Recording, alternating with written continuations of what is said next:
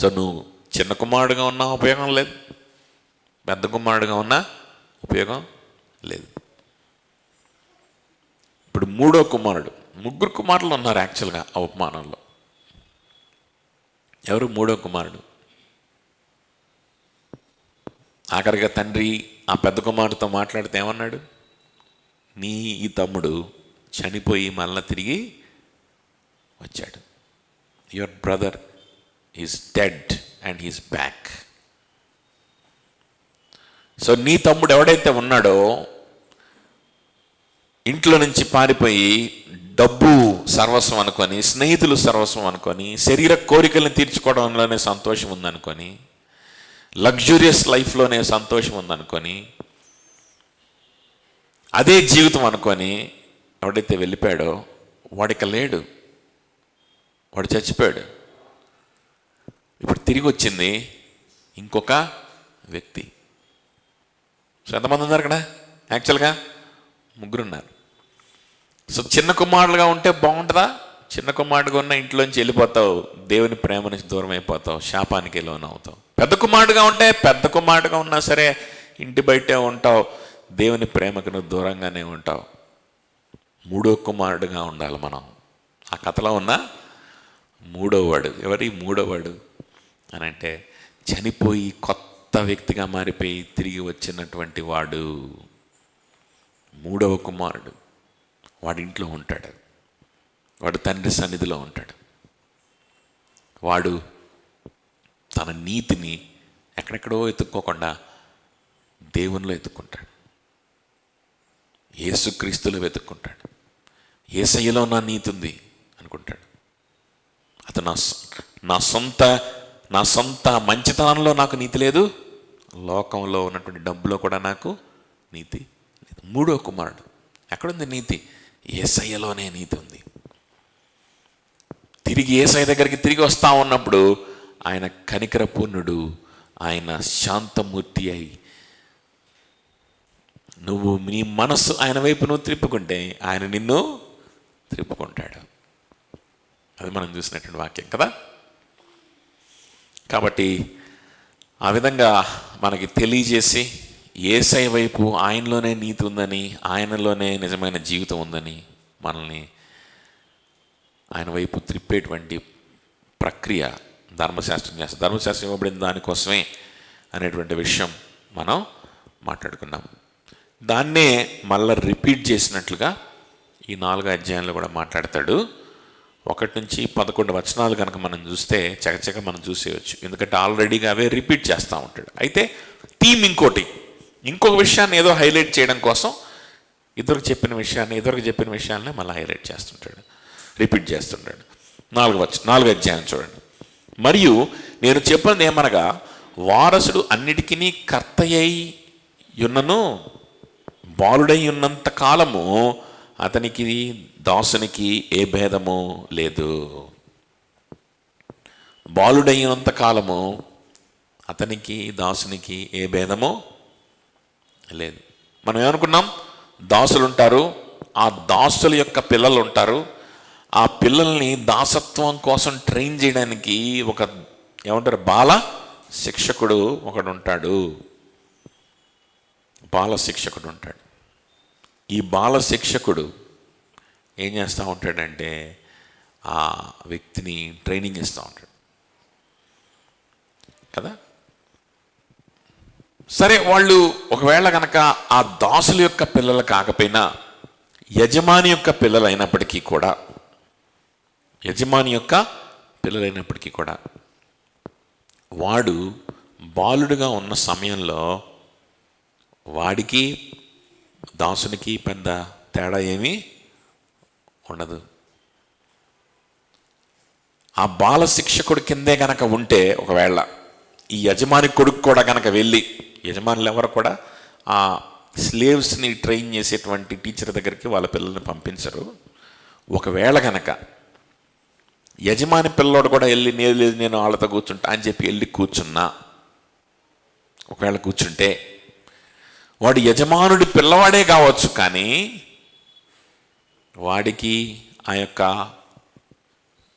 అక్కడ ఉన్నటువంటి బానిసలకు ఎటువంటి తేడా కూడా ఉండదు, ఆ దాసులకు ఎటువంటి తేడా కూడా భేదం ఎటువంటి తేడా ఉండదు. 2వ వచనం, తండ్రి చేత నిర్ణయింపబడిన దినము వచ్చు వరకు అతడు సంరక్షకుల యొక్కయు నిర్వాహకుల యొక్కయు ఆధీనములో ఉండును. సో తండ్రి సరే ఆ గృహ నిర్వాహకుల యొద్ద వాళ్ళు కూడా వీడు కూడా పిల్లలతో కలిసి నేర్చుకోవచ్చులే అని చెప్పి ఒకవేళ తండ్రి కనుక పంపించినా వాళ్ళ ఆధీనంలో ఉంటాడు, వాళ్ళకు సమానంగానే ఉంటాడు. తండ్రికి సమానంగా ఉండడు. తండ్రి యొక్క ఆధిక్యతలు ఆ పిల్లవాడికి రావు.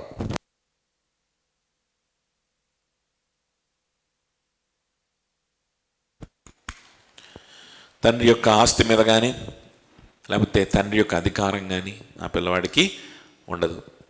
అటువలే మనమును బాలునమై ఉన్నప్పుడు లోక సంబంధమైన మూలపాఠములకు లోబడి దాసులమై ఉంటిమి.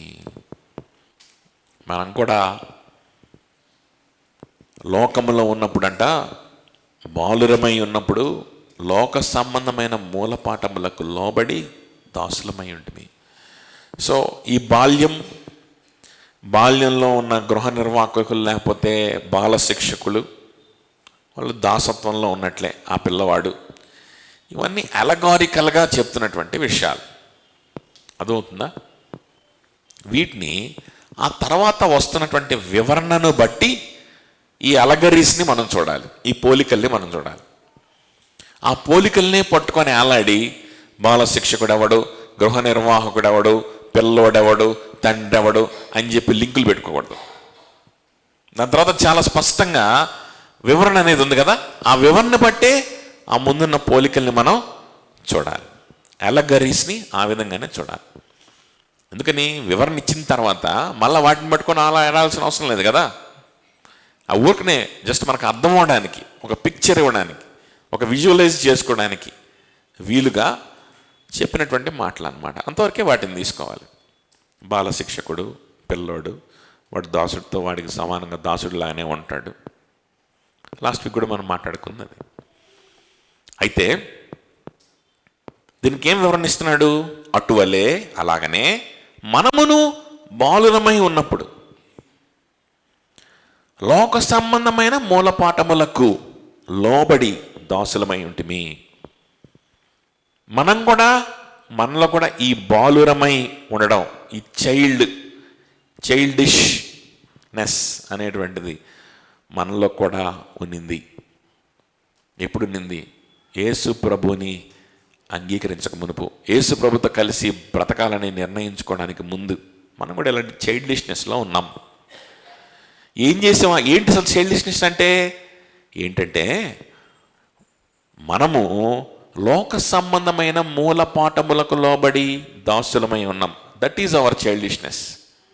అదే మన దాసత్వం, అదే మన యొక్క బాలురి యొక్క బుద్ధి కదా. ఏంటి అని అంటే ఆ ఇమ్మెచ్యూరిటీ. ఏంటి మన ఇమ్మెచ్యూరిటీ? మనం దాసులమై ఉన్నాం. ఏంటి మన దాసత్వం? 2 పదాలు ఊరకనే మన యొక్క స్థితిని వర్ణించడానికి 2 పదాలు. ఎన్ని పదాలతో వర్ణిస్తే అంత తీవ్రమైనటువంటి ఇంపాక్ట్ ఉంటుంది కాబట్టి 2 పదాలు ఉపయోగిస్తున్నాడు. దాన్నే ఆ వివరణలో కూడా అలంకారప్రాయంగా ఇచ్చాడు.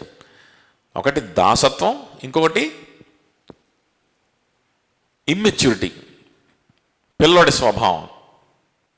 ఈ 2 కూడా ఒకదాన్ని వర్ణించడానికే. దేన్ని వర్ణించడానికి? లోక సంబంధమైన మూలపాఠములకు లోబడి ఉండడం, లోక సంబంధమైన మూలపాఠములకు లోబడి ఉండడం. 4 చూడండి. అయితే కాలము పరిపూర్ణమైనప్పుడు దేవుడు తన కుమారుని పంపెను. ఆయన స్త్రీ యందు పుట్టి మనము దత్తపుత్రులము కావలెనని ధర్మశాస్త్రమునకు లోబడి ఉన్న వారిని విమోచించుటకు ధర్మశాస్త్రమునకు లోబడిన వాడాయను. అయితే దేవుడు ఏం చేశాడంట? తన కుమారుని పంపించాడంట. తన కుమారుని పంపించి మనము దత్తపుత్రులము కావాలనని ఆలోచించాడంట. 2 పదాలు మనం పికప్ చేసుకోవాల్సిన విషయాలు.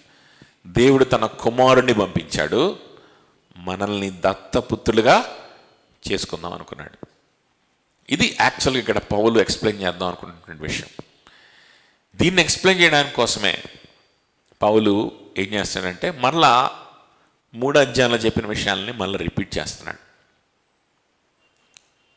3 అధ్యాయంలో ఏం చెప్పాడనంటే, బాల శిక్షకుల కింద ఉండకూడదు మనం. ఇంకా యేసుక్రీస్తు గురించిన విషయాన్ని విన్న తర్వాత, యేసుక్రీస్తు నీ కోసం చచ్చిపోయాడు అన్న విషయాన్ని నువ్వు విన్నప్పుడు నీలో రావాల్సిన స్పందన ఏంటంటే, అయ్యో పాపం చచ్చిపోయాడా అని చెప్పి ఆయన మీద జాలిపడడం కాదు, అబ్బో ఎంత త్యాగం అని చెప్పి అనుకోవడం కాదు. నీలోంచి రావాల్సిన స్పందన ఏంటంటే, ఓహో ఈయన నా పాపం కోసం చచ్చిపోతే, ఈయన నా నీతి కోసం చచ్చిపోతే, ఈయన నాతో ఉండడం కోసం చచ్చిపోతే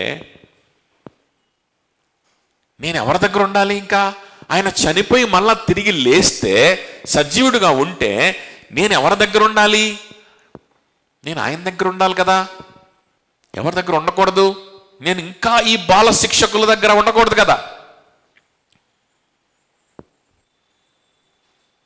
అర్థమవుతుందా? ఇంకా నేను ఈ బాల శిక్షకుల దగ్గర నేను ఎట్లా ఉంటాను? ఇప్పుడు మిన్నీ చదువుతుంది మా స్కూల్, నేను కూడా అదే స్కూల్లో చదువుకున్నాను. ఆ స్కూల్లో కనుక వెళ్తే అక్కడ చిన్నప్పుడు చేసినటువంటి విషయాలన్నీ గుర్తొస్తూ ఉంటాయి. అక్కడ నేను ఉన్నటువంటి హౌస్, ఆ హౌస్కి క్యాప్టెన్స్గా ఉండడం, ఆ హౌస్కి ఈ విధంగా స్కూల్ లీడర్గా ఉండడం, లీడర్స్ ఉంటారు, తర్వాత క్యాప్టెన్స్ ఉంటారు, ఆ తర్వాత వాళ్ళు రకరకాల కార్యక్రమాలు చేస్తుంటారు, రకరకాల డిసిప్లిన్స్ ఉంటాయి. అప్పుడు అక్కడ ఎట్లాగా నేర్చుకున్నాము, ఎట్లాగా లాంగ్వేజ్ నేర్చుకున్నాము, ఎట్లాగా కొన్ని సబ్జెక్ట్ నేర్చుకున్నాము, ఇవన్నీ కూడా గుర్తొస్తూ ఉంటాయి.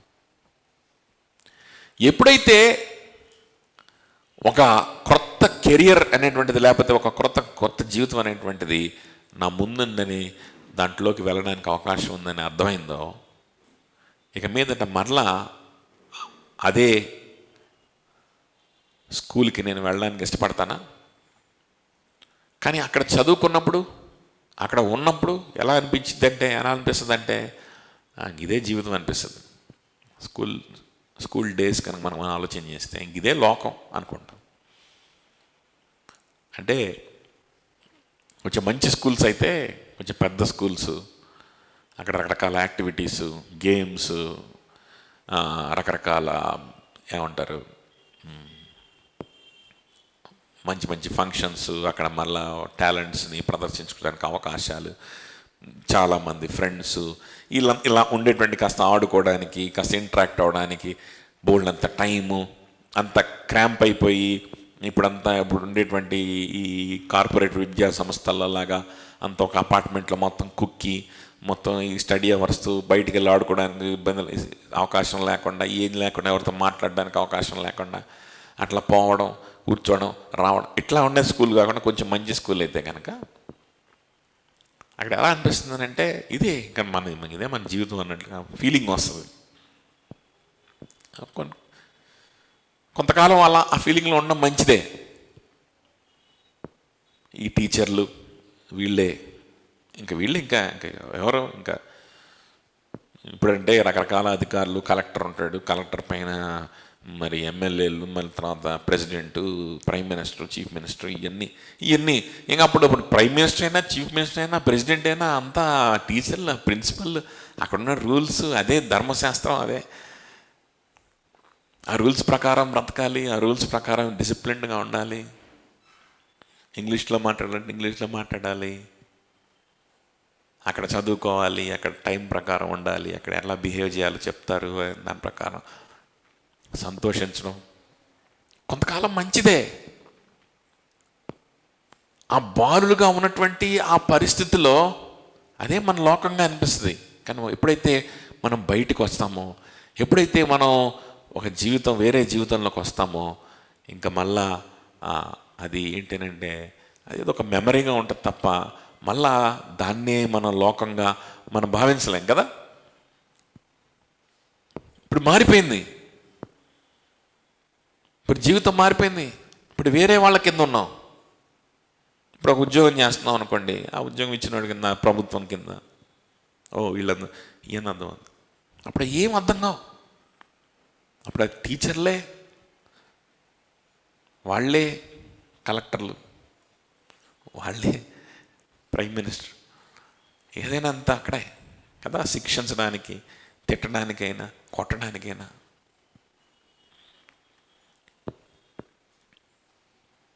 అలాగనే మనం కూడా ఒకప్పుడు యేసుక్రీస్తును అంగీకరించినంత కాలం కూడా మన లోకంలో మనం ఉంటాం, మన నీతిలో మనం ఉంటాం, మనం ఏది కరెక్ట్ అనుకుంటున్నామో ఒక లోకంలో ఉంటాం మనం తయారు చేసుకుని.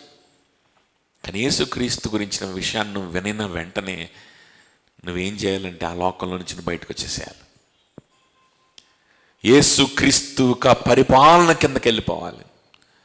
నువ్వు ఎవరి పరిపాలన కింద ఉన్నావో, లేకపోతే నీ సొంత పరిపాలన కింద, నువ్వు సొంతగా తయారు చేసుకున్నటువంటి ఒక పీనల్ కోడ్ కింద, నువ్వు సొంతగా తయారు చేసుకున్నటువంటి ఒక లోకంలో ఒకవేళ నువ్వు ఉన్నా, ఎక్కడున్నా సరే అందులోంచి బయటకు వచ్చేసి యేసుక్రీస్తు లోకంలోకి వెళ్ళిపోవాలి. అర్థమవుతుందా? యేసుక్రీస్తు పరిపాలనలోకి వెళ్ళిపోవాలి. ఆ పరిపాలన కింద నువ్వు ఉంటేనే నీకు రక్షణ, నీకు నీతి, నీ శిక్షను తప్పించుకునే మార్గం. నువ్వు తయారు చేసుకొని ఇక్కడ నువ్వు నీ అట్మాస్ఫియర్, నీ లోకంలో నువ్వు తయారు చేసుకొని ఆ లోకంలో నువ్వు ఫస్ట్ ర్యాంక్ తెచ్చుకుంటే ఆ ఫస్ట్ ర్యాంక్ వల్ల ఉపయోగం ఉంటుంది. చిన్నప్పుడు స్కూల్లో తెచ్చుకున్న ఫస్ట్ ర్యాంక్కి తోటి నేను ఇప్పుడు ఆయన చేసుకోగలుగుతానా? ఆ ప్రోగ్రెస్ కార్డుని తీసుకొని ఆయన ఉద్యోగం ఇస్తాడు. ఇప్పుడు ఇవ్వడు కదా, ఇస్తాడా?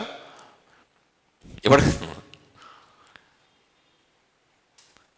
అలాగ మనం ఏం చేస్తున్నామంట, మన లోకం మనం సృష్టించుకొని ఆ లోకంలో మనమే టాపర్స్, మనమే నీతిమంతులం అని ఫీల్ అవుతున్నామంట. ఆ లోకంలో నుంచి ఏం చేయాలి? మనము బయటకు వచ్చేసేయాలి. నీతిమంతులను ఫీల్ అవ్వచ్చు, లేకపోతే టాపర్స్ అవ్వచ్చు, లేకపోతే ఫెయిల్ అయినోడు కూడా అవ్వచ్చు. 10th క్లాస్లో ఫెయిల్ అయినోడు, లేకపోతే మాకు స్కూల్లో ఫెయిల్ అయినోడు, అసలు ఏం మార్కులు రానోడు ఇప్పుడు బాగానే ఉన్నారు కదా. దానికి కూడా సంబంధం లేదు. కాబట్టి నువ్వు నీ లోకాన్ని తయారు చేసుకొని అందులో నువ్వు ఫెయిల్ అయిపోతున్నావా, అందులో నువ్వు పాస్ అయిపోతున్నావా అని చెప్పి సంతోషపడడం, దుఃఖపడడం మానేసేయి. అసలైనటువంటి వాటి వల్ల ఉపయోగం లేదు. ఆ స్కూల్లో సంపాదించుకున్న మార్కుల్లో ఎలాంటి ఉపయోగం లేదని ఇప్పుడు ఎలాగైతే మనకు అర్థమవుతుందో, అలాగనే మనం సృష్టించుకున్న లోకంలో మనకు పొందుకునేటువంటి సంతోషం, సాటిస్ఫాక్షన్ వల్ల మనకి ఎలాంటి ఉపయోగం లేదు. పాప క్షమాపణ రాదు, నువ్వు పరలోకానికి వారసుడు అవ్వలేవు, నువ్వు దేవునికి సంబంధించిన వ్యక్తి అవ్వలేవు. యేసుక్రీస్తు అనేటువంటి వ్యక్తికి నీ జీవితాన్ని ఇస్తే తప్ప, ఆయన అధికారం కిందకు నువ్వు వస్తే అప్పుడు అసలైన జీవితం స్టార్ట్ అయింది. అప్పుడు పనిచేసే జీవితం స్టార్ట్ అయింది. అప్పుడు that is the true life. ఆయన కిందకు నువ్వు వచ్చినప్పుడు నిజంగా నీకు పాప క్షమాపణ దొరుకుతుంది, నిత్య జీవం దొరుకుతుంది. నేను మరణిస్తే ఈరోజు ప్రభు సన్నిధికి వెళ్తాను, ఆయనతో నిత్యత్వం గడపబోతాను అనేటువంటి నిశ్చయత, అష్యూరెన్స్ నీకు అప్పుడు వస్తుంది. ఎప్పుడు? యేసుక్రీస్తు లోకంలోకి నువ్వు వెళ్ళిపోయినప్పుడు. నీ లోకంలో నువ్వు ఉంటే నీ లోకంలో నువ్వు ఉంటే నువ్వు ఇంకా దాసుడుగానే ఉంటావు. కాబట్టి అదే ముందు చెప్పాడు, మళ్ళీ ఇక్కడ కూడా మళ్ళీ అదే రిపీట్ చేసి చెప్తా ఉన్నాడు. ఎందుకు మీరు యేసుక్రీస్తులోకి రావాలి అని అంటే, ఎందుకు ఇక్కడే నీకు సొల్యూషన్ ఉందని చెప్తున్నానంటే, యేసుక్రీస్తు ఆయన దేవుని కుమారుడు. దేవుడు తన సొంత కుమారుని అనుగ్రహించింది సిలువలో మరణించడానికి, ఈ లోకంలోకి నీ రూపంలో ఈ లోకంలోకి రావడానికి తన సొంత కుమారుని ఇచ్చేశాడు. అసలు ఎందుకు ఇచ్చాడు తెలుసా తన సొంత కుమారుడిని? అది కూడా నీ రూపంలో ఎందుకు ఇచ్చాడు తెలుసా? ఆయన దేవుడు, దేవునితో సమానుడు. దేవుని కుమారుడు అంటే దేవునితో సమానుడు, ఈక్వల్. హీఈస్ గాడ్ అని అర్థం. మరలా ఏమేమంటున్నాడంటే, ఆయన స్త్రీ యందు పుట్టాడు. స్త్రీ యందు మానవుడిగా పుట్టాడు. అసలు ఎందుకైనా మానవుడిగా పుట్టాడు తెలుసా? ఎందుకైనా మానవుడిగా పుట్టాడంటే, ఆయన మీద విశ్వాసం ఉంచిన వారిని తన కుమారులుగా చేసుకోవడానికి, దత్తపుత్రులుగా చేసుకోవడానికి. అసలు ఆయన వచ్చిందే దత్తపుత్రులుగా దత్త తీసుకోవడానికి వస్తే నువ్వేమో దాసులతో కలిసి, నువ్వేమో పరాయోళ్ళగా నేను దాసులతో కలిసి నేను దాసత్వంలోనే ఉంటావంటావేంటి? నీ సొంత పద్ధతుల్లో, నీ సొంత మొరాలిటీలో దాన్ని తయారు చేసుకొని దాన్ని పాటించడానికి ప్రయత్నం చేస్తా, లేకపోతే మనుషులు కల్పించిన మొరాలిటీని పాటించడానికి ప్రయత్నం చేస్తా, మనుషుల్ని సాటిస్ఫై చేయడానికి ప్రయత్నం చేస్తా, మనుషుల దృష్టిలో గొప్పగా కనిపించడానికి ప్రయత్నం చేస్తా, మనుషుల దృష్టిలో ఆశీర్వదింపబడిన వ్యక్తిగా కనిపించడానికి ప్రయత్నాలు చేసుకుంటూ దాసత్వంలో నువ్వు ఉంటున్నావు. ఆ విధంగా ప్రయత్నాలు చేస్తే నువ్వు ఎక్కడ ఉంటున్నావు? నువ్వు దేవుడు వచ్చింది దేనికోసం అనుకుంటున్నావు? నిన్ను ఇంకా అదే దాసత్వంలో ఉంచడానికి కదా. వెరీ గుడ్, బాగా మార్కులు సంపాదిస్తున్నావు, మంచి ఫస్ట్ ర్యాంక్ సంపాదిస్తున్నావు, భలే మార్కులు, భలే చదువుతున్నావు, ఉండు అక్కడే ఉండు, జీవితాంతం స్కూల్లోనే ఉండు అంటారు ఎవరన్నా? అనరు కదా, అనరు కదా. దేవుడు వచ్చింది దేనికోసం అనంటే నిన్ను అక్కడే ఉంచడానికి కాదు. యేసుక్రీస్తు గురించి నీకెందుకు వినిపింపబడుతుంది? యేసుక్రీస్తు నీకోసం మరణించి, నీకోసం తిరిగి లేచి, నీకోసం సజీవుడుగా ఉన్నాడని నీకెందుకు దేవుడు వివరిస్తున్నాడు ఈ వాక్యం ద్వారా అనంటే ఆ దాసత్వం నుంచి బయటికి రావడానికి. అందులో నుంచి, నీ స్కూల్లో నుంచి నువ్వు సొంతగా తయారు చేసుకుని, నీ లోకంలో నుంచి, నీ సొంత స్కూల్లో నుంచి నువ్వేం చేయాలి? Come out of it. బయటకు వచ్చేసి ఆయన దత్తత తీసుకోవడానికి నిన్ను సిద్ధంగా ఉన్నాడు. నేను దత్తత తీసుకుంటాను, కమాన్. తన సొంత కుమారుడిగా నేను చేసుకోవడానికి సిద్ధంగా ఉన్నాడు. అని లోకానికి మానవుడిగా వచ్చిందే దేవుడు, పూర్తిగా దేవుడయ్యుండి పూర్తిగా మానవుడిగా మారిపోయింది దానికోసమే. ఒకవైపు పూర్తిగా దేవుడిగా ఉంటూనే ఇంకోవైపు పూర్తిగా మానవుడిగా ఈ లోకంలో ఆయన జీవించింది, మరణించి తిరిగి లేచింది, సజీవుడిగా ఉన్నది నీ కోసం, నిన్ను దత్తత తీసుకోవడానికి, టు అడాప్ట్ యూ. చూడు,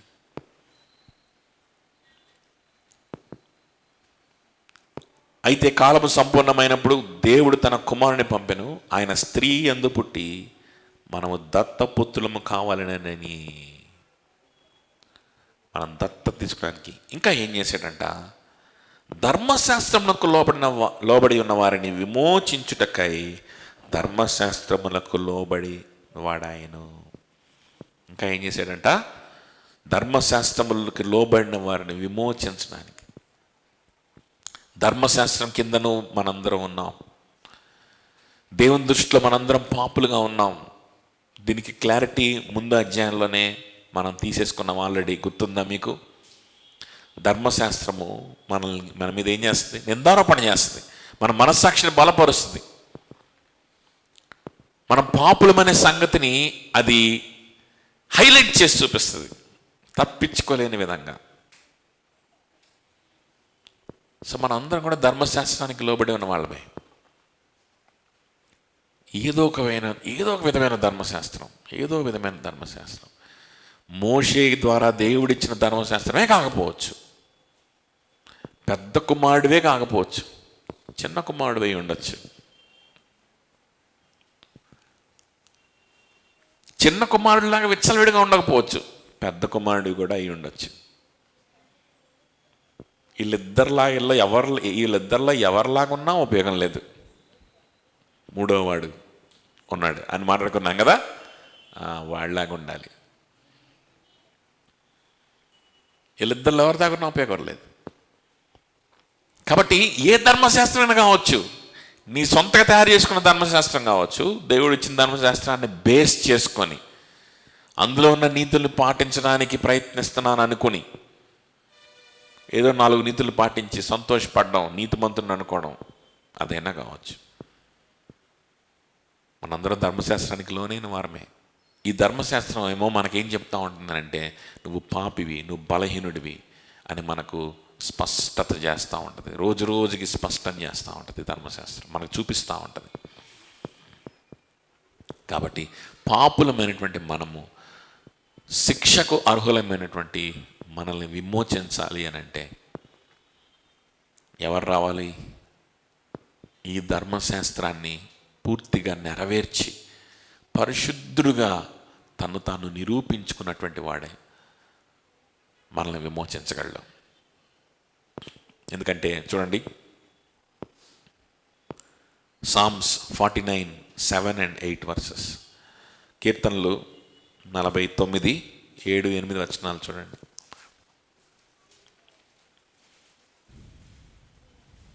ఎవడును ఏ విధము చేతనైనను తన సహోదరుని విమోచింపలేడు. ఎవడు తన సహోదరుని, వాళ్ళలాంటి వాడిని ఎవడు విమోచించలేడు. వాడు కుళ్ళు చూడక నిత్యము బ్రతుకున్నట్లు వాని నిమిత్తము దేవుని సన్నిధిని ప్రాయశ్చిత్తము చేయగలవాడు ఎవడునూ లేడు. వాడి నిమిత్తం ప్రాయశ్చిత్తము చేయగలిగేవాడు ఎవడో లేడు. మనలాంటి సహోదరుడు, మనలాంటి ఒక మనిషి మన కోసం ప్రాయశ్చిత్తం చేయలేడు. మన పాపాన్ని క్షమించాలి అని అంటే పరిశుద్ధుడై ఉన్నవాడే క్షమించగలుగుతాడు. మన పాపానికి బదులుగా ఆయన శిక్ష, మన శిక్ష అంతా ఆయన తీసివేసుకొని భరించాలి అని అంటే నిష్కలంకమైనటువంటి వ్యక్తి అయి ఉండాలి. నిష్కలంకమైనటువంటి గొర్రెపిల్ల, తెల్లని గొర్రెపిల్ల అయి ఉండాలి. ఆ గొర్రెపిల్ల మీద ప్రధాన యాజకుడు ఏం చేస్తాడు అని అంటే తన చేతి నుంచి రక్తంతో నిండినటువంటి మురికితో, పాపం, ప్రజల యొక్క పాపంతో నింపబడినటువంటి తన చేతుల నుంచినప్పుడు ఆ గొర్రెపిల్ల మలినమైపోయి ఆ శాపమంతా గొర్రెపిల్లకు అంటుకొని ఆ గొర్రెపిల్లని వధించి దేవుని ప్రజల పాపం అంతా కూడా, శిక్ష అంతా కూడా గొర్రెపిల్ల తీసుకుంటుంది. అదవుతుందా? అందుకనే నిష్కలంకమైనటువంటి ఒక వ్యక్తికి సాదృశ్యంగా, ఈ యేసుక్రీస్తుకు సాదృశ్యంగా దేవుడు ఆయన రావడానికి ముందు ఆ సింబాలిక్గా దేన్ని పెట్టాడంటే గొర్రెపిల్లని పెట్టాడు. ఆ తర్వాత ప్రధాన యాజకుడిని పెట్టాడు యేసుప్రభుకి సింబాలిక్గా. యేసుప్రభు వచ్చేంత వరకు ఆయనలో యేసుప్రభుని చూసుకోవాలని. ఎవరు ప్రధాన యాజకుడు? ప్రధాన యాజకుడు పరిశుద్ధుడుగా ఉండాలి, పాపము లేనివాడిగా ఉండాలి. ఒకవేళ ఏదన్నా ఎవరు పాపం లేనిగా ఉండలేరు, పాపం చేస్తాడు ఏదో ఒకటి. దేవుని ఎదుట తన కోసం తాను బలర్పించుకొని తను తాను ప్యూరిఫై చేసుకున్నటువంటి వ్యక్తి అయి ఉండాలి. ఆ విధంగా పరిశుద్ధుడై ఉంటే తప్ప ప్రధాన యాజకుడు ఇంకొకరి కోసం బలి అర్పించలేడు. బలైపోయేటువంటి వస్తువు కూడా, బలైపోయేటువంటి జంతువు కూడా నిష్కలంకంగా లేకపోతే ప్రజలకు బదులుగా అది బలవ్వలేదు. మనలాంటి మనిషి మనకంటే చాలా మంచోడు కావచ్చు, సిలువెక్కాడు అనుకోండి, నీ మీద ఉన్న శిక్ష అంతా నేను భరిస్తా, నువ్వు నరకానికి పోకుండా ఆ నరకం నేను అనిపిస్తాను, నువ్వు అనుభవించొద్దు, నేను ఎక్కుతా, సిలువెక్కుతాను,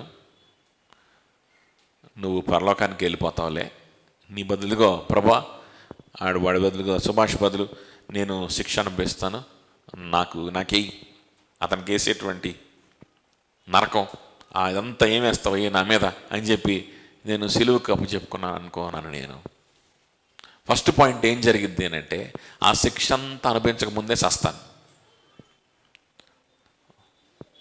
అదవుతుందా? అది మొత్తం భరించలేను. అప్పుడు మనోడు మళ్ళా నరకానికి పోవాలి. అవలేదుగా ఇంకా. ఒకవేళ కనుక భరించగలిగానే అనుకుందాం, ఏదో బాగా శక్తిని పొందుకొని ఎక్సర్సైజ్ బాగా భరించగలిగాను అనుకుందాం, ఆ నరకమంతా భరించగలిగాను అనుకున్నాం. భరించిన తర్వాత నేను దిగిపోయిన తర్వాత అప్పుడు సుభాష్ పరలోకానికి వెళ్తాడు కదా, అతని శిక్ష అంతా నేను అనుభవించాను కదా అని అంటే, ఎక్కడ అనిపించావు? అదేంటి మొత్తం వేసేసావు కదా? వేసాం, మరి మొత్తం అనుభవించాను కదా అని అంటే, నీ మీద పడినటువంటి శిక్షలో సగం నీ సొంత పాపాల మీద పడే శిక్షే, సగం కాదు మొత్తం నీ మీదకి రావాల్సిన శిక్షే. నా మీదకి రావాల్సిన శిక్ష చేశారా? నా మీద, అతని మీద రావాల్సిన శిక్ష వేయలేదా? మరి నీ మీదకి రావాల్సిన శిక్ష వాడి మీద వేయాలి. నువ్వేమన్నా పరిశుద్ధుడివా అంటారనమాట. కాదు కదా. కాబట్టి ఒక వ్యక్తికి బదులుగా మరణించాలి అని అంటే, ఆ వ్యక్తి మీదకి రావాల్సిన శిక్ష అంతా భరించాలి అని అంటే, ఫస్ట్ ఆఫ్ ఆల్ ఏమై ఉండాలి? ఆ వ్యక్తి పరిశుద్ధుడై ఉండాలి. ఆ వ్యక్తి పరిశుద్ధుడై ఉండాలి. అదవుతుంది చెప్పింది. కాబట్టి అందుకని యేసుక్రీస్తు ధర్మశాస్త్రమునకు లోబడిన వాడాయను అంటున్నాడు పౌలు. ధర్మశాస్త్రానికి లోబడి ఆ ధర్మశాస్త్రాన్ని అంతా కూడా ఒక్క ఆజ్ఞ కూడా తప్పకుండా పాటించి అతి పరిశుద్ధుడిగా, ఏ పాపము లేనటువంటి వ్యక్తిగా, పుట్టిన దగ్గర నుంచి 33.5 సంవత్సరాలు మరణించిన దాకా కూడా ఏ పాపము లేని వ్యక్తిగా బ్రతికాడు. ధర్మశాస్త్రం మామూలుది కాదు.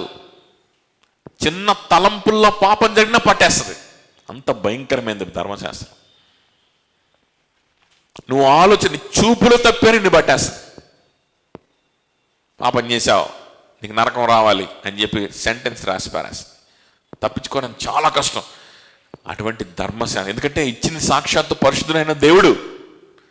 ఆ ధర్మశాస్త్రాన్ని ఎవడు తప్పించుకోలేడు. ధర్మశాస్త్రంలో అన్నీ నేను పాటించానని ఎవడు చెప్పలేడు. అంత గొప్ప ధర్మశాస్త్రం, అంత భయంకరమైంది. అయితే యేసుక్రీస్తు ఏం చేశాడంట? ఆ ధర్మశాస్త్రానికి లోనయ్యాడంట. ఆ ధర్మశాస్త్రానికి లోనయ్యాడంట. ఆ ధర్మశాస్త్రం కూడా పట్టుకోలేనంతగా పరిశుద్ధంగా జీవించాడంట.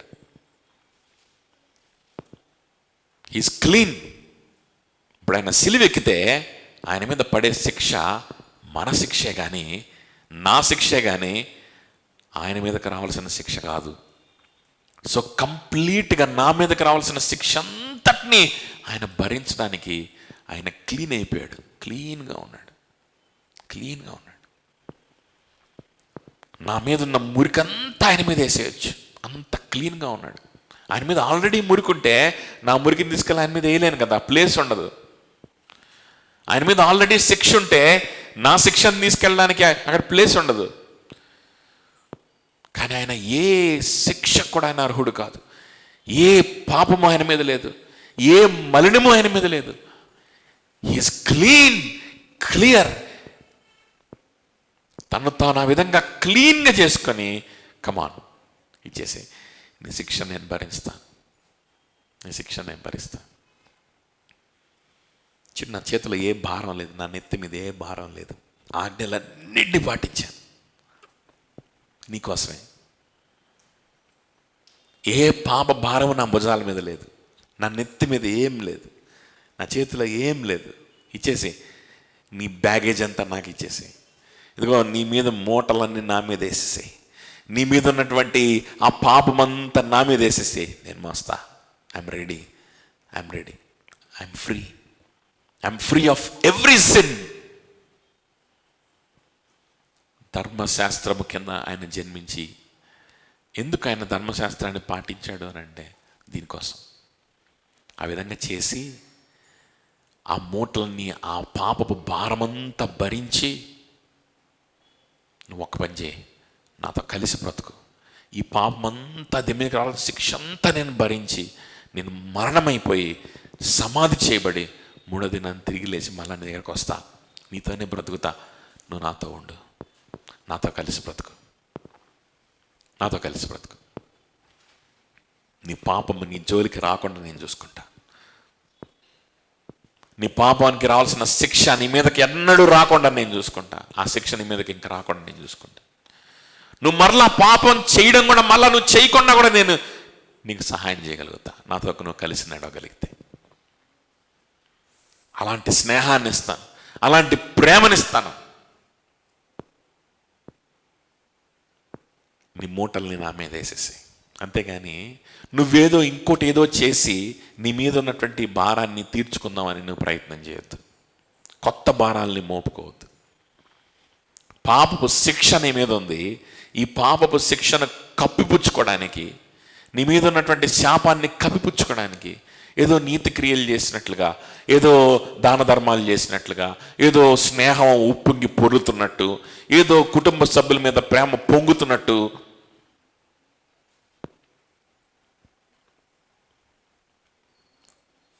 చూడండి. డబ్బు పిచ్చి బట్టి కొట్టుకునేటువంటి వ్యక్తి, గర్వాన్ని ఆస్వాదించేటువంటి వ్యక్తి, మనుషుల దగ్గర నుంచి వచ్చేటువంటి మెప్పులో సంతోషపడేటువంటి వ్యక్తులే ఇలాంటి నాటకాలు ఆడుతుంటారు. చాలా ఏదో తల్లిదండ్రుల మీద చాలా ప్రేమ ఉన్నట్లుగా, అసలు సమయం వచ్చినప్పుడు ఉండరు, ఏదో ఏదో చాలా పొంగుతున్నట్టుగా పొర్లుతున్నట్టుగా ఫీల్ అవుతుంటారు. ఏముండదు విషయం. వాడి స్వనీతిని సంపాదించుకోవడానికి, వాడి సాటిస్ఫాక్షన్ పొందుకోవడానికి, దేవునితో సరైన సంబంధం లేక, దేవుని పట్ల ప్రేమ లేక, నాకు టైం లేదమ్మా, ఇవన్నీ ఆ సహవాసం ఇవన్నీ నాకు టైం లేదు, నేను డబ్బులు సంపాదించాలి, నా కుటుంబానికి డబ్బులు చాలా అవసరం అని నేను డబ్బులు సంపాదిస్తాను, అని నేను చాలా మంచి పేరు తెచ్చుకుంటాను, ఏవేవో సాధించాలి, నేను ఏదేదో చేయాలి, నేను ప్రభువుకి నేను దూరంగా ఉన్నాననే విషయాన్ని కప్పిపుచ్చుకోవడానికి, మన స్వనీతిని సంపాదించుకోవడానికి ఇటువంటి నీతి క్రియలు చేస్తున్నట్లుగా నటించడానికి ప్రయత్నం చేస్తుంటాం. ప్రభు అంటున్నాడు, ప్రయాసపడి భారం మోయుచున్న సమస్త జనులారా నా యొద్దకు రండి, నేను మీకు విశ్రాంతిని ఇస్తాను. నేను నీకు చెప్తాను, స్లోగా కూర్చోబెట్టుకొని, నాన్న ఆవేశపడబాకు, సరిగ్గా ఎలా ఉపయోగపడాలో సమాజానికి నేను చూసుకుంటాను, నేను చేపిస్తాను, ఎక్స్ట్రాలు చేయబాకు, కూల్ డౌన్ అని చెప్పి కూర్చోబెట్టుకొని ఆయన వైపు నీ మనసును త్రిప్పుకొని నిమ్మళపరుచుకొని, చనపాలు విడచిన శిశువు తన తల్లి యొద్దనున్నట్లు నేను నీ యొద్దనున్నాను, నా కన్నుల మీద చూచినవి కాదు, నాకు మించిన వాటి గురించేనను, అద్భుతమైన వాటి గురించేనను నేను ఆలోచించను. ఇది మొదలుకొని ఇశ్రాయేలు యెహోవా మీదనే ఆశ పెట్టుకొను దావీదు రాశాడు కదా. అలాంటి మనసును మనకు తెప్పించి ఫస్ట్, ప్రభా నీ మీదే నా ఆశ అయ్యా, నువ్వే నా నీతి అయ్యా, ఇంకెందులో నా నీతి లేదు ప్రభా అని ఒప్పుకునేలాగా చేసి, ఆ తర్వాత చిన్నగా ఇప్పుడు కూల్డౌన్ అయ్యావు కదా, ఇప్పుడు నేను చెప్పిన టైంలో నువ్వు చేద్దువు, కానీ నువ్వు చేసినటువంటి పాపాన్ని, నువ్వు చేయబోయేటువంటి పాపాన్ని, నీ బలహీనతలన్నిటికీ సంబంధించినటువంటి భారాన్ని నేను సిలువలో నేను మోసాను.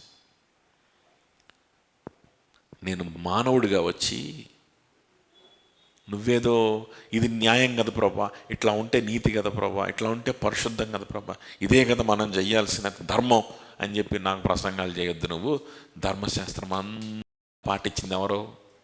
నేను, నువ్వు కాదు. నీవు అలా కాదది. ధర్మశాస్త్రం అంతా పాటించి దాన్ని ఏ పాపము లేనివాడిగా నేను బ్రతికాను నీకోసం, నీ భారమంతా తీసుకోవడం కోసం, నీ పాపమంతా నేను తీసేసుకోవడం కోసం ఏ పాపము లేనివాడిగా ఉన్నాను. నాలో నీ నీతిని నువ్వు వెతుక్కోవాలి. నేనే నీకు నీతిని ఉన్నాను. నాతో కలిసి బ్రతకడం ప్రారంభించు. నాతో ఉండడానికి నీ మనసును పెట్టు. నా గురించి ఆలోచించడానికి నీ సమయాన్ని పెట్టు. నా గురించి నిర్ణయాలు పెట్టు. నీలో రావాల్సిన పరిశుద్ధత, నీలో రావాల్సినటువంటి సత్క్రియలు, నువ్వు ఏ విధంగా ఏ సమయంలో చేయాలి, ఏ నిర్ణయాలు తీసుకోవాలో, ఎవరికి సహాయపడాలో నేను చూసుకోలేనా? నేను చేయించుకోలేనా?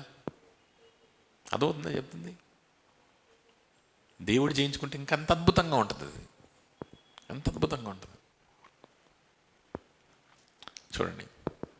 సో ఆ విధంగా ఆయన ధర్మశాస్త్రముకు లోబడినవాడు అయ్యాడంట. 6వ వచనం, మరియు మీరు కుమారులై ఉన్నందున నాయనా తండ్రి అని మొరపెట్టు తన కుమారుని ఆత్మను దేవుడు మన హృదయములోనికి పంపెను. సో ఆ విధంగా యేసుక్రీస్తుకి మన జీవితాన్ని ఇచ్చినప్పుడు ఆయనలోనే మన నీతి ఉందని మనం భావించి, ఆయనే నా కోసం ఉన్నాడని మనం విశ్వాసం ఉంచినప్పుడంట మనం ఏమైపోతామంటే కుమారులం ఏమైపోతాం. ఆయన మనల్ని దత్తత తీసేసుకుంటాడు.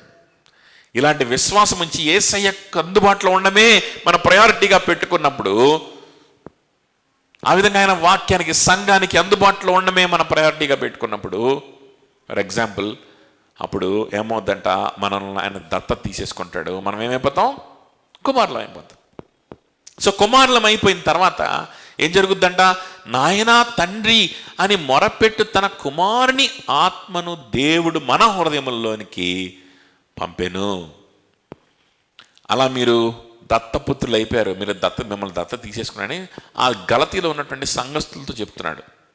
గలతీ సంఘానికి రాస్తున్నటువంటి లేఖ కదా. సో పౌలు ఆ సంఘములో ఉన్నటువంటి సభ్యులతో మాట్లాడుతున్నాడు. ఆ సంఘములో ఉంటూ, సంఘముగా ఉంటూ, ఎంతమంది గలతీ సంఘంలో తిప్పి కొడితే ఇప్పుడు మనం ఎంతమంది ఉన్నామో అంతమంది ఉంటారు అంతే. అదే గలతీ సంఘం, ఆ సంఘానికే ఈ లేఖ రాస్తున్నాడు. ఇంకా ఇక్కడ ఉన్నటువంటి వాళ్ళకంటే ఇంకా తక్కువ మంది ఉంటారు.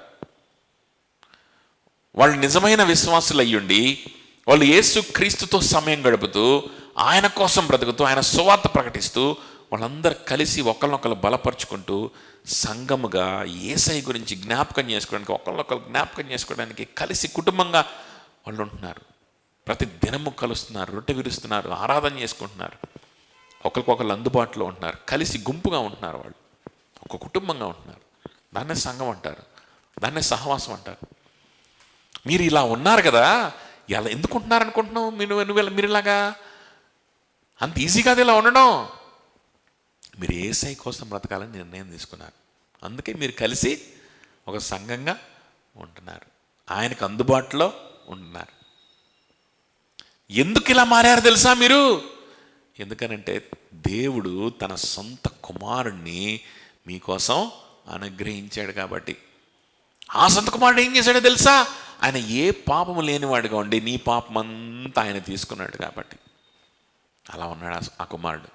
ఆ తర్వాత మళ్ళా తండ్రి ఏం చేశాడో తెలుసా? ఆ కుమారునిలో ఉన్నటువంటి ఆత్మను మీలోకి పంపించాడు.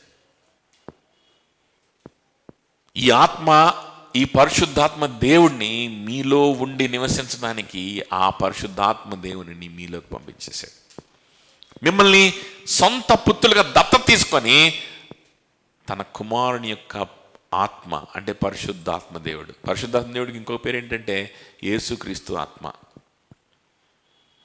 తండ్రికి ఇంకో పేరు ఏంటి అని అంటే యేసుక్రీస్తు తండ్రి. అర్థమవుతుందా? ఎందుకంటే మనకు క్రీస్తే ఆయన మానవ రూపి అయి ఉన్నాడు. క్రీస్తుని మనం సంబంధం కలిగి ఉండగలం. క్రీస్తు ద్వారానే మనము తండ్రినైనా పరిశుద్ధాత్మ దేవుడినైనా మనం నేర్చుకోగలం, అర్థం చేసుకోగలం. కుమారునితో సంబంధం లేకుండా తండ్రి ఎవరో అర్థం కాదు, పరిశుద్ధాత్మ దేవుడు ఎవరో అర్థం కాదు. కుమారునితో నీకు సంబంధం లేకపోతే, యేసుక్రీస్తు కోసం బ్రతకడానికి, ఆయన సువార్త ప్రకటించడానికి నువ్వు బ్రతకపోతే ఆయన తండ్రి ఎవరో అర్థం కాదు, ఆయన ఆజ్ఞలు ఏంటో అర్థం కావు, ఆయన పరిశుద్ధి ఏంటో అర్థం కాదు. పరిశుద్ధాత్మ దేవుడు అంటే ఏంటో అసలే అర్థం కాదు. ఎందుకంటే పరిశుద్ధాత్మ దేవుడు అంటే నథింగ్ బట్ యేసుక్రీస్తు యొక్క ఆత్మ. యేసుక్రీస్తుని నడిపించిన ఆత్మే పరిశుద్ధాత్మ దేవుడు. ఈ ముగ్గురు సమానులు, కానీ యేసుక్రీస్తు ద్వారా మాత్రమే ఈ ముగ్గురులో ఎవరినైనా నువ్వు తెలుసుకోగలుగుతావు, లేకపోతే ఉపయోగం లేదు, ఎవరిని తెలుసుకోలేవు. అర్థమవుతుందా? అట్లా అని చెప్పి ముగ్గురులో యేసుక్రీస్తే గొప్ప అని కాదు, ఈయన ద్వారానే తండ్రిని పరిశుద్ధాత్మ దేవుడిని కూడా తెలుసుకోగలుగుతాం. అది దేవుని పద్ధతి అంతే. ముగ్గురు సమానులే, ముగ్గురు ఒకే దేవునిలో ఉన్నటువంటి వ్యక్తులే, ఒకడే దేవుడు, త్రియేక దేవుడు కదా. సో పరిశుద్ధాత్మ దేవుణ్ణి మనలో నివసించడానికి మన హృదయంలోనికి పంపించాడంట. ఈ హృదయంలోనికి పంపిస్తే ఈ పరిశుద్ధాత్మ దేవుడు ఏం చేస్తూ ఉన్నాడంట? ఆ గలతీ సంఘంలో ఉన్నటువంటి హృదయం, వాళ్ళ హృదయాల్లో ఉండి పరిశుద్ధాత్మ దేవుడు ఏం చేస్తాడంట?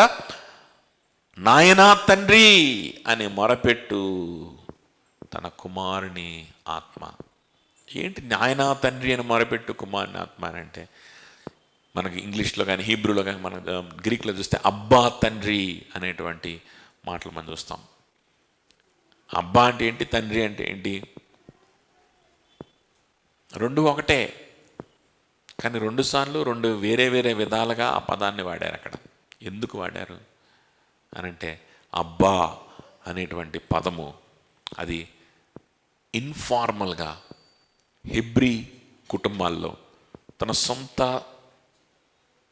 తండ్రుల్ని చిన్న బిడ్డలు ప్రేమతోటి పిలుచుకునేటువంటి మాట. అంటే ఈ రోజుల్లో మనం డాడీ, కొంతమంది ఇళ్ళల్లో కూడా నాన్నగారు అంటుంటారు. సో మేము అంటాను కదా, ఇన్ఫార్మల్గా పిలుచుకుంటేనే అందులో ఎక్కువ ఆప్యాయతనే కొంతమంది ఫీల్ అవుతారు. ఫార్మల్గా పిలిస్తే అందులో అంటే తప్పేం కాదు, ఎలాగైనా పిలుచుకోవచ్చులే. కానీ కొంతమంది ఇన్ఫార్మల్, ప్రపంచంలో అంటే హెబ్రీ భాషలో కూడా, హీబ్రూ కల్చర్లో కూడా అలానే ఇన్ఫార్మల్గా పిలిస్తేనే ఎక్కువ అటాచ్మెంట్ ఫీల్ అవుతారు. గౌరవంతో పిలిచేదానికంటే ఇన్ఫార్మల్గా పిలిస్తేనే ఎక్కువ ఆప్యాయత ఫీల్ అవుతారు అన్నమాట. సో అబ్బా అంటే అనేటువంటి ఆ పదము ఎవరు వాడతారంటే నిజమైనటువంటి కుమారుడు తన సొంత తండ్రిని పిలిచేటువంటి మాట ఇది. ఎవరినన్నా బయట వాళ్ళని అయ్యగారు అంటామేమో, బాగా పెద్దోళ్ళు, చాలా గొప్పవాళ్ళు అయితే. లేకపోతే మీరు కూడా నాకు తండ్రి సమానులండి అంటామేమో. కానీ డాడీ అనం కదా ఎవరిని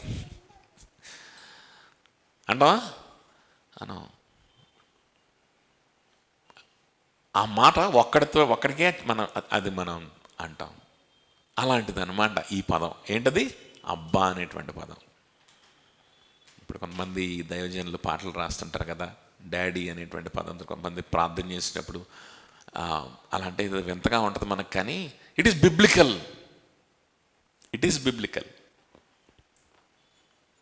అయితే నిజంగా దేవునికి నువ్వు దత్తపుత్రుడు అయ్యావా, ఇంకా నీ స్వనీతిలోనే కొట్టుకుంటున్నా, మన స్వనీతిలోనే కొట్టుకుంటా, మన డబ్బుల ధనాశలో కొట్టుకుంటా, మన ఏంటంటే దీంట్లోనే కొట్టుకుంటా, మళ్ళీ స్తోత్రం డాడీ అని పాట పాడితే ఉపయోగం లేదు. అలా పాడడం బిబ్లికలే. పరిశుద్ధాత్మ దేవుడు మనలో గనక నిజంగా ఉంటే దేవుణ్ణి అంత ఆప్యాయతతో పిలుస్తాం. అంత ఆప్యాయతతో ఆయనకు ప్రార్థన చేసినప్పుడు, ఆయనతో మాట్లాడేటప్పుడు అలాంటి బంధంతోనే మనం ఆయనతో సంభాషణ చేస్తాం. సో ఆ విధంగా పాడడం తప్పులేదు.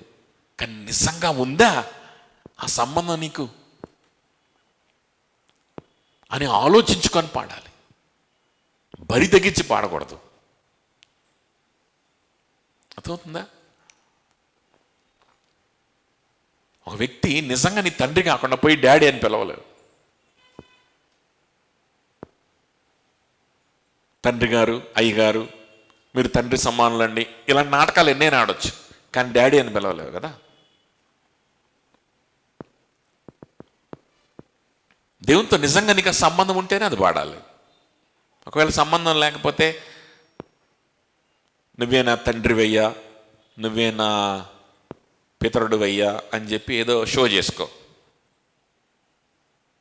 కానీ స్తోత్రం డాడీ పాట పాడాలంటే మాత్రం నిజంగా ఆయన నీకు ఎవరై ఉండాలి? అలాంటి సంబంధం నీకు ఉండాలి.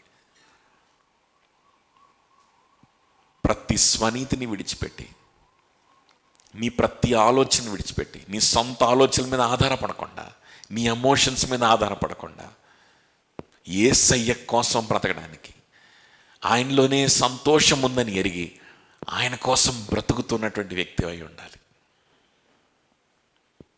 అప్పుడు నిన్ను ఆయన దత్తత తీసుకుంటాడు. అప్పుడు పాడొచ్చు నువ్వు ఏమని ఆ పాట.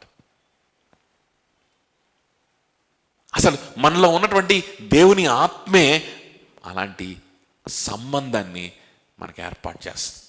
మనం నోటితో పాడి చేయకపోయినా మనం దేవుని దగ్గర కూర్చొని మనం ఆరాధన చేస్తూ ఉన్నప్పుడు, వ్యక్తిగతంగా కూర్చొని ప్రభుతో మనం సంబంధం కలిగి మనం సంభాషణ చేస్తూ ఉన్నప్పుడు, మనం ప్రార్థిస్తూ ఉన్నప్పుడు సొంత తండ్రితో మాట్లాడేటువంటి ఆప్యాయత,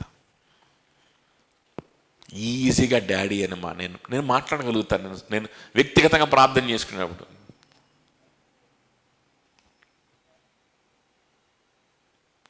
అందరి ముందు ఆర్కెస్ట్రాతో పాడేటప్పుడు ఏంటి నేను నా ప్రభుతో ఆ సంబంధం కలిగి ఉన్నాను లేదా ఎట్టమాడతానని చెప్పి నేను ఆలోచిస్తానేమో, కానీ వ్యక్తిగతంగా కూర్చొని ఆ మనసంతా ప్రభు వైపు తిప్పుకొని ఆయన వాక్యం చదువుతూ ఆరాధన చేస్తూ పాటలు పాడుకుంటా ఉన్నప్పుడు ఈజీగా పాడగలుగుతాను. మీకు తెలుసా, నాలో ఉన్నటువంటి ఆత్మ అలాంటి రిలేషన్షిప్ని ఏర్పాటు చేస్తుంది. పరిశుద్ధాత్మ దేవుడు దేవునితో అలాంటి సంబంధాన్ని ఏర్పరుస్తాడు. ఇది నిజమైనటువంటి అడాప్షన్ ఆఫ్ ద స్పిరిట్ అంటారు. దీన్ని ఏమంటారు? పరిశుద్ధాత్మ దేవుని ద్వారా దత్తపుత్రత్వము అంటారన్నమాట. కాబట్టి నీవిక దాసుడు కాదు కుమారుడివే, కుమారుడివైతే దేవుని ద్వారా వారసుడు. నువ్వు దాసుడివి కాదు, కుమారుడివే. దేవుని ద్వారా నువ్వు వారసుడుగా ఉంటావు. దాసత్వంలో నువ్వు ఇక మీద ఉండాల్సిన అవసరం లేదు. ఇంకా నువ్వు స్కూల్లో ఉండాల్సిన అవసరం లేదు. నువ్వు ఇంకా బాల శిక్షకుడి కింద ఉండకూడదు. నువ్వెవరి కింద ఉండాలి? ఎవడన్నా వచ్చి ఇదిగో ధర్మశాస్త్రం ఉంది, ఇదిగో ఇట్లా ఉండాలి కదా, ఇట్లా లేకపోతే ఇంకేం క్రైస్తవుడివి, ఇదేంది నీకు సక్సెస్, ఏది నీకు డబ్బులు ఏవి, ఏది నువ్వు మళ్ళీ మీ బంధువులు నిన్ను మెచ్చుకుంటున్నారా లేదా, నువ్వేం ఉద్ధరించావు, ఇలాంటివన్నీ అడిగినప్పుడు మీరేం చెప్పాలి అని అంటే, నేను ఇక మీదట బాల శిక్షకుడి కింద లేను, నేను నా తండ్రి, నా అబ్బా తండ్రి అని పిలుచుకునేటువంటి ఒక తండ్రి కింద ఉన్నాను. ఆయన నాకేం చేయాలో చెప్తాడు, ఆయన చెప్పినప్పుడు నేను చేస్తా, ఆయనతో ఉంటా, ఆయన నడిపించినట్లు నేను నడుస్తాను. నువ్వు వచ్చి నాకు ఏం చెప్పాల్సిన అవసరం లేదు, బయలుదేరని చెప్పి ఏం చేయాలి, వాళ్ళని పంపించేయాలి. సో అట్లా చెప్పేవాళ్ళు ఉన్నారు, వాళ్ళు చెడగొట్టేటువంటి వ్యక్తులు ఈ గలతీ సంఘంలో ఉన్నారు. ముందు మనకు మాట్లాడుకున్నాం కదా, 2వ అధ్యాయంలో మనం చూసాం. సో అటువంటి వ్యక్తుల నుంచి అటువంటి ఆలోచనల వైపు వెళ్లకుండా ప్రభులోనే సంతోషిస్తూ ముందుకెళ్ళడాన్ని గురించి పౌలు వీళ్ళకి తెలియజేయదలుచుకున్నాడు. ఆ తెలియజేసే క్రమంలో మీరు దత్తపుత్రులయ్యారు, అడాప్షన్ ఆఫ్ ద స్పిరిట్ అనేటువంటి విషయాన్ని వాళ్ళకి తెలియజేస్తున్నాడు. పరిశుద్ధాత్మ దేవుణ్ణి మీలో ఉంచడం ద్వారా ఆ పరిశుద్ధాత్మ దేవుడు అబ్బా తండ్రి అనేటువంటి ఆ సంబంధము నాతోటి మీకు కలుగు చేస్తూ ఉంటాడు. ఆ విధంగా మిమ్మల్ని నేను దత్తత తీసుకున్నాను. ఒక మనిషి కనుక ఒక పిల్లవాడిని దత్తత తీసుకుంటే, నేను దత్తత తీసుకున్నాను వీడు నాకు కృతజ్ఞుడై ఉండాలనుకుంటాడేమో కదా. వీడి జీవితాంతం వీడు రోడ్డు మీద ఉండేవాడిని నేను దత్తత తీసుకున్నాను, వీడు నాకు చచ్చినట్టు కృతజ్ఞతగా ఉండాలి, చచ్చినట్టు వీడు నన్ను గౌరవించాలి, చచ్చినట్టు వీడు నన్ను ప్రేమించాలి అనుకుంటాడేమో ఒక మనిషి ఇంకొక పిల్లోడిని దత్తత తీసుకుంటే. కానీ దేవుడు అట్లా కాదంట. దత్తత తీసుకునేటప్పుడే మన హృదయాన్ని మార్చేయడానికి, మన లోపల మన అంతరంగాన్ని మార్చేయడానికి తన పరిశుద్ధాత్మ దేవుణ్ణి మనలో నివసింపజేస్తున్నాడట. అర్థమవుతుందా?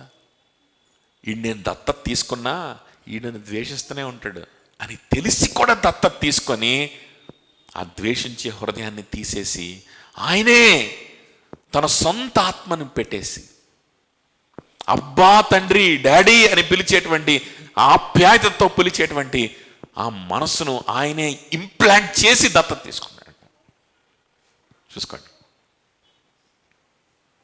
మనసును మార్చేసి. చూడండి, ఎవరన్నా ఏ తండ్రి అన్నా ఈ కర్మ ఎందుకు నాకు ఈ కర్మ అనుకుంటాడు కదా. వాడు రోడ్డుకి పోయేవాడిని నేను ఎందుకు దత్తత తీసుకోవాలి, దత్తత తీసుకున్నా కూడా వాడు నన్ను ద్వేషిస్తాడని తెలిసి వాడిని దత్తత తీసుకొని వాడి మనసు నేనెందుకు మార్చాలి. ఈ తండ్రి అలా అనుకోలేదు.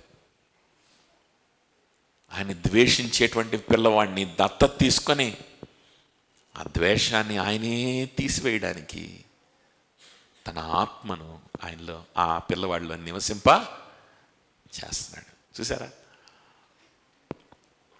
వాడు నోటెంబట ఏ మాట వస్తుందో తెలీదు, వాడు ఏ బూతు మాట్లాడతాడో తెలీదు. అట్లాంటి వాడిని దత్తత తీసుకొని వాడి నోటెంబట వచ్చే మాటను కూడా మార్చడానికి ప్రయాసపడుతున్నాడు తండ్రి. వాడి నోట్లో నుంచి ఏ బూతు మాట వస్తుందో తెలియదు, కానీ అబ్బా తండ్రి అని పలికే విధంగా చేసుకోవడానికి తన ఆత్మను వాడి హృదయంలో ఉంచడానికి ఇష్టపడుతున్నాడు. ఇంత ప్రయాస పడుతున్నటువంటి దేవుణ్ణి మనం ఈ లేఖనాల్లో మనం చూడగలుగుతున్నాం. ఇంత మీకోసం ఆయన ప్రయాసపడతామంటే ఇంకా మీ సొంత భక్తిలో, మీ సొంత ఆలోచనలో నువ్వు ఉండిపోతావా? ఈ ప్రభువుకి నీ జీవితాన్ని ఇచ్చి ఆయనకు సాగిలపడి, ప్రభా నీ దత్తపుత్రుడిని అవుతానయ్యా, నిన్ను అబ్బా తండ్రి అని పిలుచుకునేటువంటి ఆత్మ నాకు ఇవ్వయ్యా అని ప్రభుని అడగొద్దా? ప్రార్థన చేసుకుందాం. అందరు లేచిన